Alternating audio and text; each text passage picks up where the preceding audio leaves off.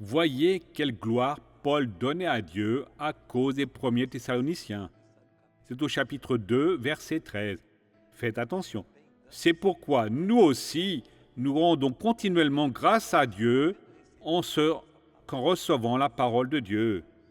C'est là sa parole de prédication de Dieu, celle que Jésus utilisait, elle avait du succès, celle que des fois nous n'utilisons pas, nous n'avons pas de succès, mais on l'utilisait complètement. Ô jeune homme, ô jeune fille, nous devons entrer en Dieu, il entrera en nous, d'une telle manière que personne ne va voir notre vieille nature, on voit la nouvelle qui est le Christ en nous et l'espérance de la gloire. Et donc, que nous vous avons fait entendre, vous l'avez accueilli, non pas une parole humaine, mais comme ce qu'elle est vraiment, une parole de Dieu qui est aussi à l'œuvre en vous qui croyez. Utilisez cette opération. Nous prions, Père. Nous voulons croître dans la grâce, croître dans la foi. Nous voulons, ô Dieu, te glorifier. Et non, ô Dieu, faire ton cœur devenir triste. Et très souvent, nous l'avons fait. Pardonne-nous, ô Dieu.